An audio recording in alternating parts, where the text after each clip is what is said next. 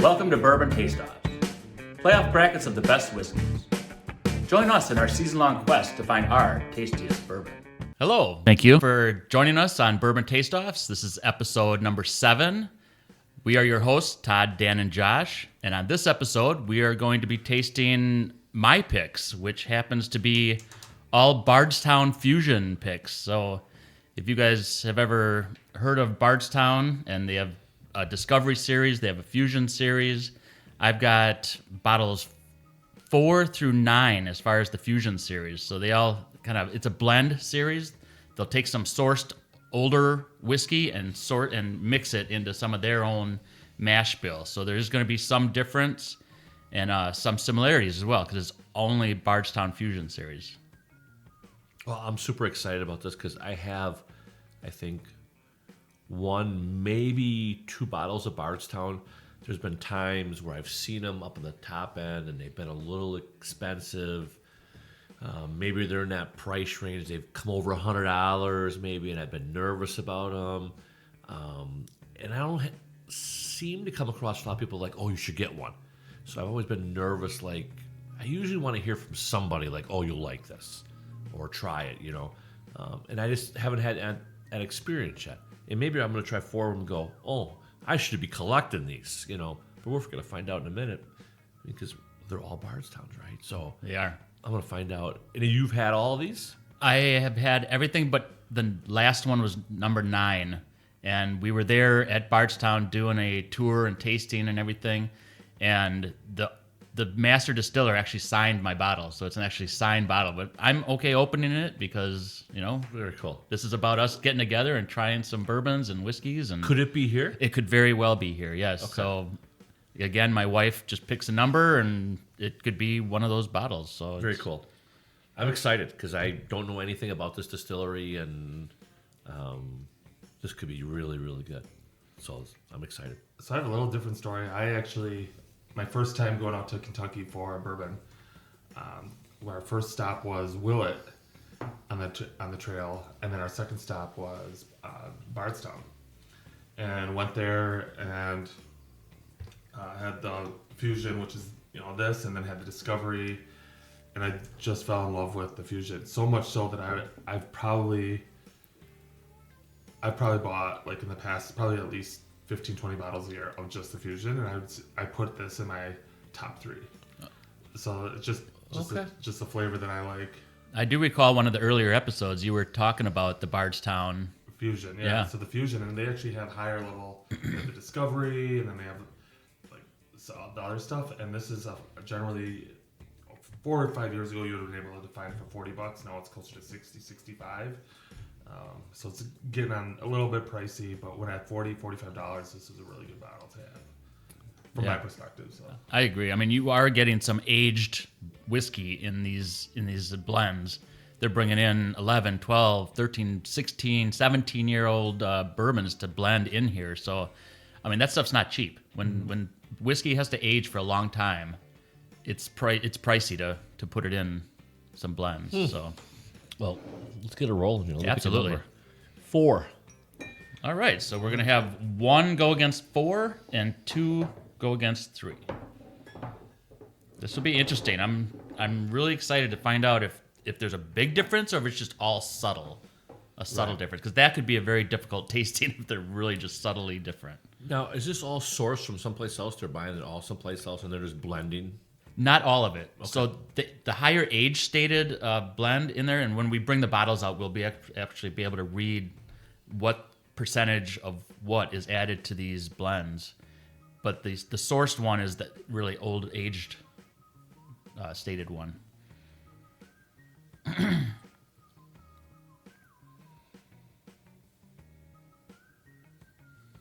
It was funny when we went to this.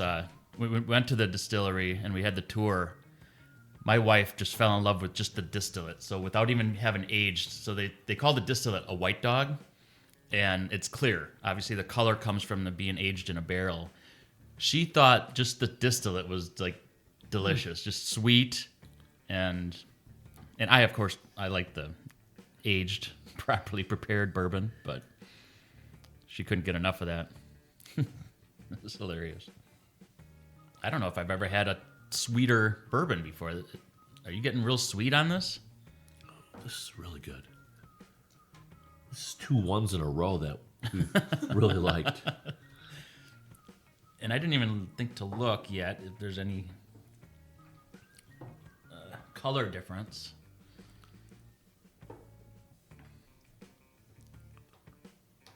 Not much. If anything, maybe 4 is a little darker. That's not proof, Ty. That's super drinkable. That one. I did take a quick look before bringing them all up. That they do have a variation in proofs, but none of them are over 98 Really? proof. Yeah, and none under 94. Oh. So they're relatively similar as far as the proof. 4 is it was like drinking bourbon light. It just super. I think this is like the kind of bourbon, like if you were going to introduce somebody to bourbon and they were afraid of it, like you'd want to give them this, like because this isn't gonna no bite to it, Right. super drinkable, like no hug. I know bourbon light's a bad way to express that, but it was like it doesn't have a lot, but it's got enough to let you know it's bourbon.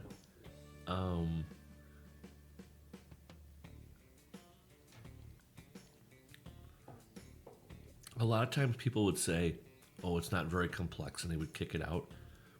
But it has a lot of flavor to it without having much bite to it. Wow, is that making sense what I'm saying here? No, I'm dropping what you're laying down. You're picking up what he's laying down. Oh, yeah. He's dropping up.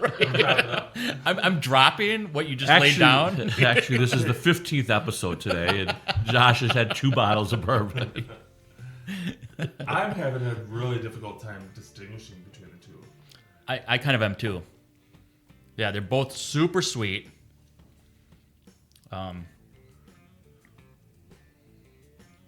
Forden tastes a lot lighter to you guys?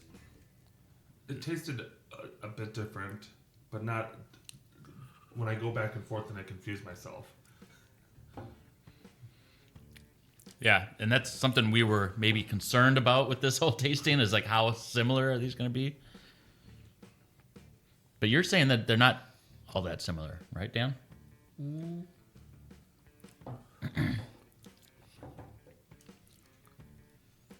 I'm saying one has more flavor Yeah. to it than 4 does. But I don't want to disparage 4 by saying this is like too bland. Sure. Because it has stuff there. And if somebody walked through the door and like, oh, what are you guys doing? I'm like, try this. Sure. Maybe I have a friend who wants to become a bourbon drinker. And I have given him a lot of bourbons. He's like, oh no. Oh no. I want to give him this because this may get him in the door. He's drinking Thompson's, or is that what it's called even? Thompson's whiskey and soda.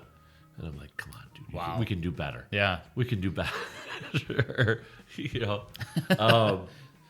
What does he normally drink? I mean, you just said It's some sort of whiskey and club soda. Okay. So he likes whiskey. Right. He just doesn't That's like why it neat or any kind of bourbon. I think he's afraid of heat. Okay. I think it's too much flavor in his mouth, and but I think 4 would be that way. Yeah, Yeah, I did find that one was a little bit more spicy. Mm-hmm. From my perspective, yeah. After I went back, took a second, stepped away. So I have one that I picked. Yeah, I'm ready to pick as well. Go ahead, guys. Yeah. Well, this was my my option to bring these today, so I'll start on this. Even, I mean, it really doesn't matter, but I liked one. I liked the sweet wash, and then just a little more complexity, a little more spice to it. I like I mean, they're both really good though. Like to your point, Dan, that 4 really does. It's approachable. I mean, you said you step away from using that a lot, Right? but you're right. It is approachable. I do like the complexity and the layers of 1 though. So my pick is 1. Go ahead, Josh. Yeah, I'm not going to be the tiebreaker. I'm going to also pick 1. Yeah, I did too. I was surprised. Okay. I did too. Because you know that I really like sweet, and you thought the sweet would come through on 4, probably. I don't want to regurgitate this, but 4 is a good bourbon. It just doesn't have a ton for maybe us because we've been drinking bourbon. Mm-hmm. But I would Sure. want to introduce this to somebody. Yeah. Because it's a good flavored bourbon, but just doesn't have a lot. And 1 just had a little bit more. I agree. Nothing wrong with 4. Yeah. Very drinkable. 1's just a hair better. And another example that apparently our palates are fairly similar, That's so weird. isn't it? And we're writing these down, folks. We're writing these down before, we're sharing off. So it's like not any cheating going Right. on or anything. No. Yeah, and we're definitely trying to keep bias out of it. We're just trying to see what we think. I mean, obviously there's times where we don't always agree. There's, it's happened in the past where 2 people picked one and the third didn't. So, Yeah. I think we saw that early on in the first couple episodes when there was I think a bigger difference between some. There was more preference. I think there was a little bit more preference. Great point. But Yeah. now when you're tasting really good bourbons, you kind of, stuff subtly comes to the top a little bit differently. I agree. That's a great point. Guys, can we move on? I'm excited. Yeah, me too. Yeah, I'm going to go, what do we got? 2 and 3 next. So if we so they're all Bardstown Fusion, right? Mm-hmm. So if we mix them all together, I mean, essentially it's just a fusion of fusions, right? Fusion of fusions. That is true. Yeah. You made a point on an earlier episode that some people might not know what it is. You mentioned an infinity bottle. Can you say what an infinity bottle is? Yeah, an infinity bottle is, a lot of us, you finish a bottle and you have just a couple drops left. So what some people will do is actually have a decanter of sorts, and they'll actually take their little leftover and they'll dump it in their infinity bottle, or in their decanter, and then they'll have 20 different bottles worth of whiskey. So I've never done it, but it's something. I have one. Oh, what do you think? I haven't drank it yet. Okay. So I don't have a full one yet. Sometimes it gets 2 ounces. Sometimes it gets a half an ounce. I'm not sure the consistency of my infinity bottle right now. It's getting full where it's close. It was a thought to bring for a tasting, but it's not ready yet. My son has an Infinity AK-47, a clear glass. Oh, I've seen that. That's a model of an AK-47. Oh, is that cool? That mounts, and you pour it into one end, and you fill up this AK-47 over time. So much, it's going to hold much more than my one little bottle. But his is getting pretty full, too. Now, I don't know if he likes one and he's putting a little more in there. I don't know. I'll have to ask if he's cheating it at all. But pretty cool idea. One day we'll pull the nipple on it and pull some brandy or some whiskey, bourbon. That is cool. I did start a infinity bottle, but I think I made a rookie mistake. I was putting all sorts of different kinds in there. I put some Japanese whiskey, I put some ryes, I put some wheats, I put some just bourbons, whiskeys, blends. I think you can do whatever you want. But I have tasted it, and it's not, not agreeable. pleasant. Right? Okay. It's not pleasant. Okay. So I think if I do end up doing it again, I want to do like maybe all ryes or all Sure. bourbons. That makes sense. So have you guys tried and smelled 2 yet?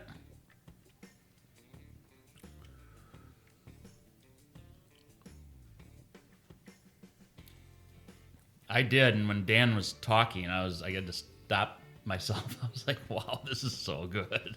To me, it was like, "Wow!" It just stopped me in my tracks with just the aftertaste.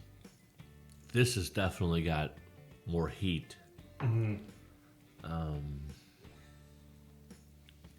there any of them that are a high rye? This tastes like it's got more rye to it. That's a good question. I don't know for sure.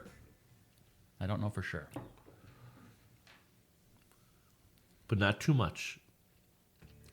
I think it's been pretty well documented. I'm not the biggest fan of high rye products, but that's got more to it, but not too much, in my opinion. That's really good bourbon. I totally agree. Great flavor on my tongue and lasting all the way through the back and still producing flavor. It's still popping. I agree. Yeah. In an earlier episode, I do the editing and I put like Dan is sensitive to rye. And I didn't want that to come across as being like a hit on you. It's just every time we did tastings and you were like, this is so different. You were like picking out the rye. Like you were able to taste the difference from the rye and the regular bourbons. And that's why I put that there, that you're sensitive to it. I didn't even notice it. But okay. That's fantastic. Yeah. Funny that you say that. I mean, that's kind of what I was referring to for the first couple episodes because there was a preference saying, Dan, like, man, on rye. And then, for others of us, we're like, oh, yeah, we really love rye. I was on like an IPA kick for years. I was like, oh, I love IPAs. And all of a sudden, like, I turned the page. I was like, oh, I hate IPAs. This is IPA. And obviously, there's a big difference between a Pilsner and an IPA or a stout and an IPA. But, rye definitely do have a different flavor.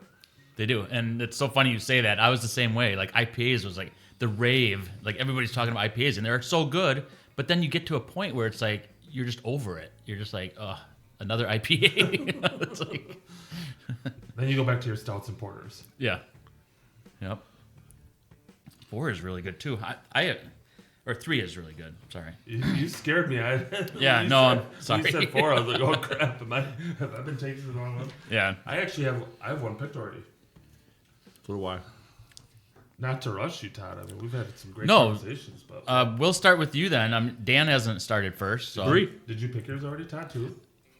I have an idea of what I want, yes. Or should we just pause a little bit? No, you guys are not going to influence me. I don't promise. Believe that. You seem heavily influenced. You seem like a big Wait, follower. what did you say, Dan? What did you say? I picked 3. I liked...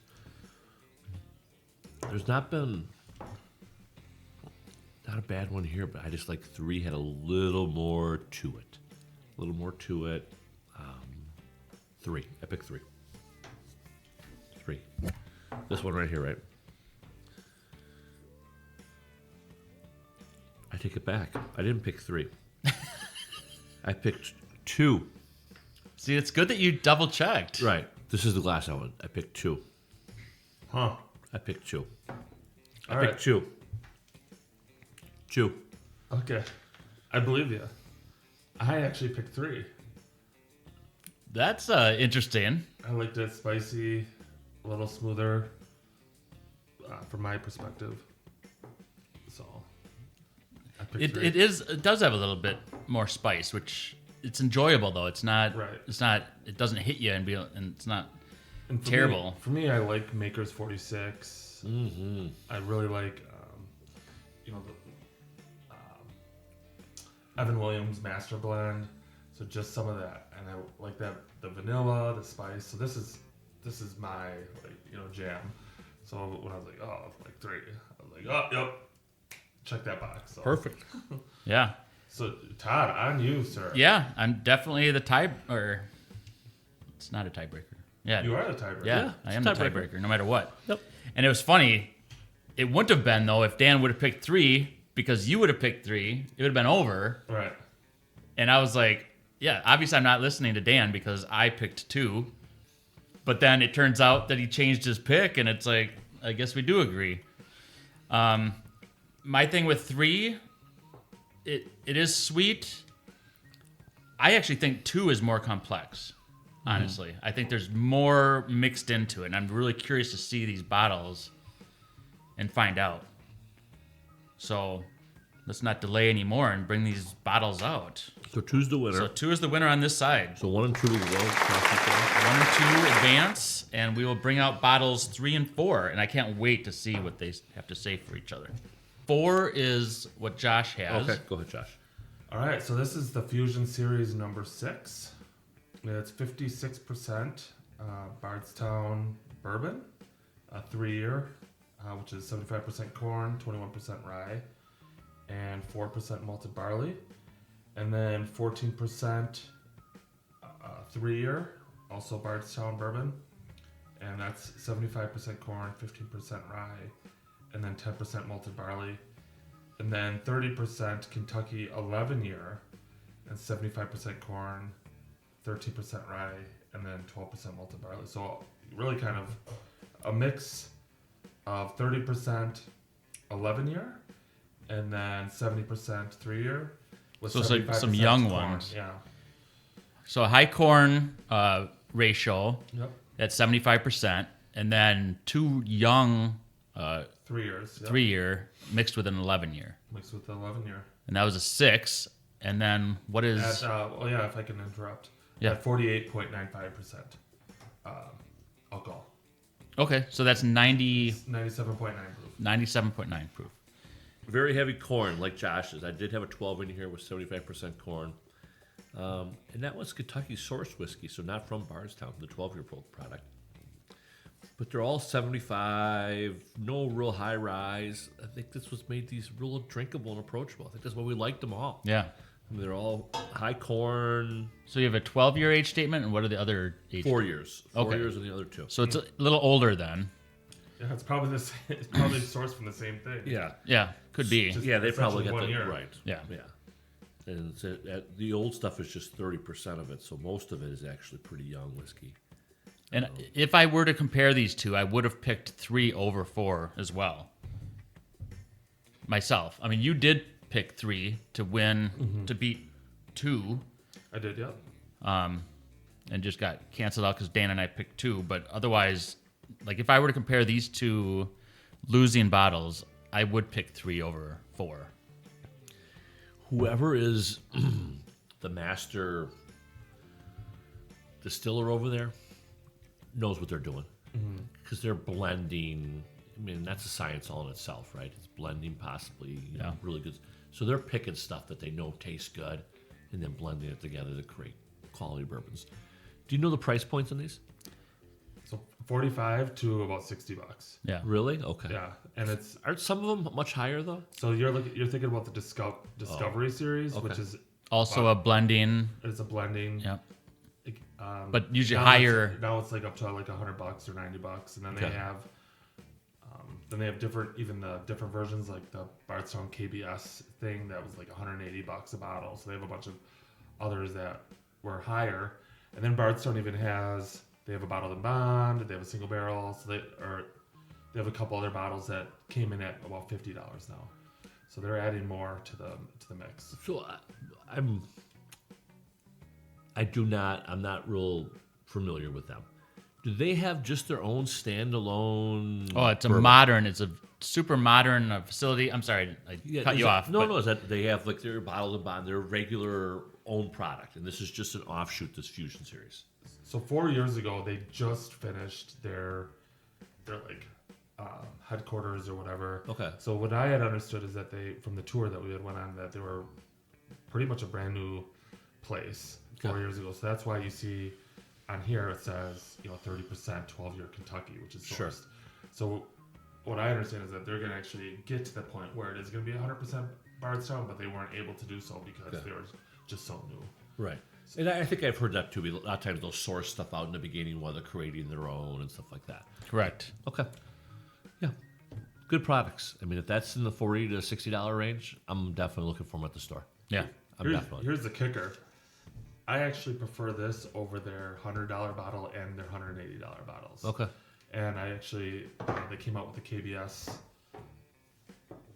blend, which is like 180 or 160, and I bought 4 bottles. Like this, I love KBS. It's a big deal. And I gifted one to my best friend, gifted one to my father-in-law, and then I was like, this is not a $180 bottle. so long, and that kind of goes back to our previous episode where Woodford did so well.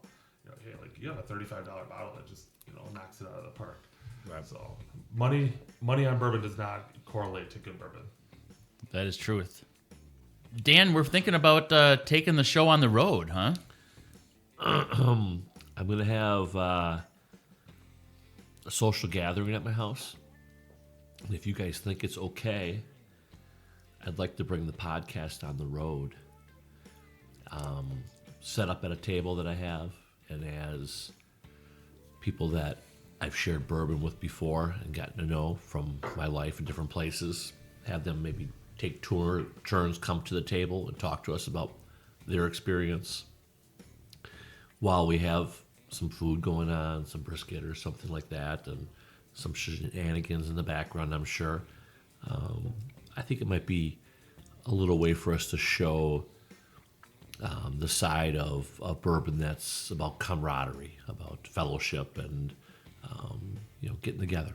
And that'd be, as opposed to just being so technical, I think it might be a little fun for us to have some veteran to newbie people to the bourbon world. Some of them I may have introduced. Some of them are introducing me, or like, Dan, you need to try this along the way. And so there's a good spectrum in that group of people that I have. I think that will be there for this soiree. We'll call it that. Day 2 to be determined yet. We're still working that out. But I think it'd be fun for us to take it on the road. I'd like to go to the liquor store one time. Take us, videotape of us doing a little hunting, a little searching, see how that goes. Just so people get a full representation of what it's like to do this, from us going to the liquor store and talking to people there maybe. Like, hey, what are you having? What are you drinking right now? What do you like? When you go, are you standing next to other guys and you're like, hey, what are you drinking right now? Are you doing that? Absolutely. Yeah. The last time I went to a liquor store, we both, like, the guy before me just picked up the second to the last Old Forester, single barrel. And then I saw the last bottle there, and I picked it up, and we got to talking like, oh my gosh, I can't believe that this was out here. We found it, and we just start talking about, just our experiences with drinking bourbon and finds. I mean, there's a big whole hunting for bourbon, mentality, and that would be neat to actually see some of that. Right. And if you're watching this or listening to this podcast, clearly you've probably done some other ones you're listening and watching to, and they have their perspective, and we're just giving our little Midwest perspective here about what we're seeing here, and what we're coming across. And I think that'll lend itself maybe a trip out to a liquor store one time and see what we're finding, and maybe a little get together to see some socialization, how guys are with a little bit of bourbon in them and what they're thinking about what they're drinking these days. Yeah, I love the idea. Comically, when I go to my wife's family's from Michigan, and we live here in Wisconsin, and I go there, and my brother-in-laws are texting me the week before, found this here, found this there, because they know I'm coming in preparation. Like, oh, Josh, oh, yeah. So I think that we can kind of show a little bit of, and my friends and family get excited when they find a bottle for me that I've been looking for as well. So it's not even people that actually drink bourbon that are part of kind of the bourbon thing. It's more of like, hey, this is something that I enjoy as a hobby, as other people enjoy other things. So it's kind of, I think, love the idea. Yeah. And I'm really looking forward to, exploring those. And I was thinking, hey, my evening is open. Can we just do that tonight? I never thought to delegate my bourbon hunting to other people. Yeah, I need you guys to all search for this stuff. I probably get 4 phone calls, probably one a week, of someone saying, hey, I found this. Do you want it? And this is the price. And I'm like, nope. Or yes. And I'm like, oh yeah, buy 2. So yeah, that's something that's awesome. So. And yeah, Dan, I definitely think that, showing that example of having people come together as a soiree type setting and have people come and just join in and tell us what their little experience is with bourbon, and the whole going to a liquor store and seeing that, especially during an episode where we're tasting the weekly winners and trying to find a monthly winner, because we've discussed these already in an episode pretty thoroughly, and so to add content, we can show some videos of us at a liquor store and finding some of this stuff. Yeah, absolutely. That's a great point. I have a winner here already. I do as well. So apologies, I do not. Okay. Take your time. Yeah. I'm going to sit here and keep drinking. I am impressed with the Bardstown stuff. We went there. They're super modern facility. Their rick houses are huge. They hold over 60,000 barrels. And when we went there, we were able to do the tour, and the tour guide had some barrels with it's called a bunghole. I don't know if anybody is familiar with that, but so that they had it open on the side, and they take what's called a whiskey thief, which is basically if you ever take a straw, put it in liquid, close the top, and lift it up, it holds the liquid in there because there's a suction and a vacuum. So what they do is they take this, it's called a whiskey thief, and they stick that in the barrel, pull it out, and then they're able to fill your glass. So you're actually drinking single barrel product when you're there on the tour, and it's delicious. And yeah, I'm super impressed with everything that has to do with Bardstown Distillery. They're definitely going to move into my rotation. I'm gonna find some bottles. I've been really impressed. Yeah, especially when we find out what the winner is, right? Yeah, I mean, I haven't had a bad one yet, though. I mean, so we've had 4 bottles of Bardstown, and I think all of them have been good. I agree. We're just nitpicking how much better we like one. Right. Yeah, absolutely. So I have one picked. Fantastic. Todd's are yours. Start us off. All right, I will start off. I am picking one. I was really impressed with one to start out, and it's a little difficult to go back to it again because we're drinking all these other ones that are also very good. It does kind of come down to a coin flip in a way that they're good. It's just what am I in the mood for right now? It could easily change if I was in the mood for something else a little later. You know, I could easily be like, no, actually, I'm in the mood for this one right now. And it's simply what I'm in the mood for right now. And right now, one takes it for me. So, go ahead, Josh. Oh, man. Putting me on the spot. This is a little bit tougher for me than I expected between 1 and 2. Yeah, they're all good, right? I mean, it's not like, oh, seriously. I mean, sometimes it's easy for us. We knock one out right away, like, that's not my jam, you know? But these have all been really good. It's all, yeah. Oh, yeah, Josh, you go for it.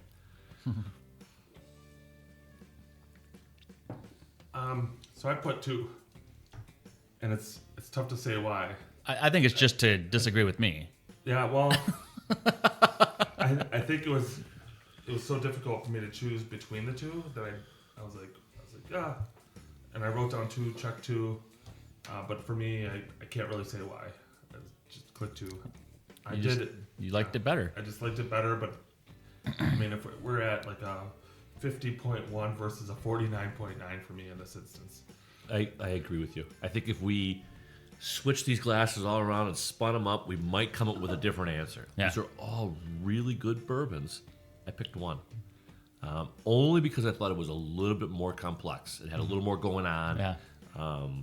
And I'm ready, especially at this point, to have a little more pop in my mouth, a little more flavor. One's really good. It really is. But again, Josh, I mean, you can't go wrong with 2. It's delicious. Like, it's okay, Josh. You're not with the Well, popular not only kids. that, but I picked 3 over 2. oh, you did? Right. Okay, so yeah, just to save face, you can't just go back now and say you like 2. I love your consistency. Yeah, and Seriously. I'd taste 3, and I'm like, hey, like this is what I like. Oh. So And 3 is out here, right? That's the one Right here. That was the 9. Number 9, yeah. So yeah, if I would now bringing 3 back in with 1 and 2, for me again, it's 3, but yeah, as a consensus, number 1 took it away.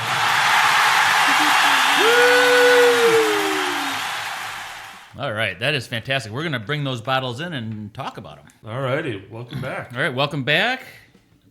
I'm going to read off number 2. That's the one that took runner-up, and it's incredible. It's got 1, 2, 3, 4, 5 different whiskeys blended in here.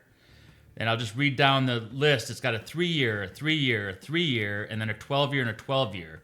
And the 2 12-years, there's a 20% and a 10%. So you got 30% of 12-year whiskey in here. Josh, good pick as far as getting some age-stated bourbons in there. That's quite... And these are $40 to $60 bottles of bourbon. Right, they're going up every year, but yeah. Wow, I'm missing out. I'm going to definitely put this on my list. Yeah, that's impressive. So what can we...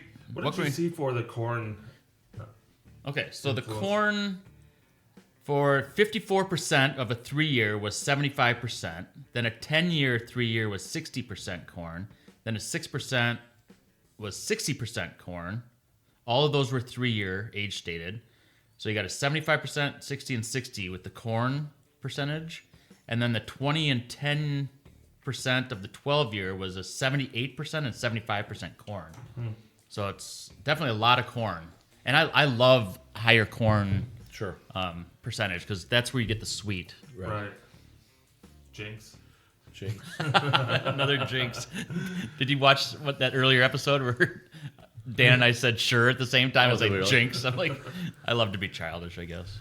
So this is the Fusion Series 5, and that's the Fusion Series. Which number again? 7. 7. All right. So we have the 5, the 7, the 6, and the 9. Yes. Is that what we end And up? what do you have again, Josh? I have the 5. Okay. So 5 took the win. And do you think I can go to the liquor store now? Or is that those were out for a while and then they're gone? Okay. Right. And that's the weird thing about rub, this yeah. is that once they're out, they're out. done. Like right now, 9 is out, Okay. and maybe 8, maybe 7. Very rarely 7. Like you have to look at the side of the bottle to find out what they are. Okay. I've seen these bottles at Costco too. Yes. So you can find it for, like, if you go to a liquor store, it's whatever price, and find it for $5 cheaper at Costco, Okay. which can be nice. Yeah, the stores just typically put it right back in the slot that it was in as far as the Fusion series. Okay. You wouldn't even know what You wouldn't number it know is. unless you turned it over and looked at the side of it. All right, yeah. So this one is 56% of a 4-year with 70% corn, and then 14% of a 3-year, 60% corn, which is the lowest corn I've seen, 26% rye, and then 10% wheat. So the first introduction of wheat I see on this one, and then 30% of 11-year. This is the number 5. So it's a younger then. This one had much more age stated. Right. Yet that one just came off as just a little more complex to you and I, Dan. And this is number 1, which was our winner. Yeah. Has a little wheat in it. 10%, Yeah. 14%. So 1.4%. And maybe that's it. Maybe that wheat kind of smooths it down a little bit. Oh, I think so. Yeah. I think the weeded stuff. Yeah. Definitely. Yeah. Absolutely. little stuff like that can definitely make a difference. Absolutely. Yeah, I agree. I just feel really fortunate that I now feel comfortable. And I have a couple bottles, and I'm going to have to look at them now to see what they are, the details of them. I've always been nervous about those, and I don't know why. But I'm definitely looking now that I've had them, and I like them all. Well, there's so many new bourbons to the game that you just don't, you see it, and you don't have no clue. So, Right. Dan, I go to a liquor store now, and then I see 10 new bourbons. Like, I've never even heard of this. Right. All right, well, why am I going to invest $70 to $100 into something that I have no clue when I can just go to something that I'm like, check the box, I know I'm going to like it. So. Right. Yeah. Well, it's another great experiment that we just had. We figured out what Bardstown Fusion series we enjoyed the most. It ended up being Bardstown series number 5. So thanks again for joining us. Make sure you like and subscribe, and we'll see you next week.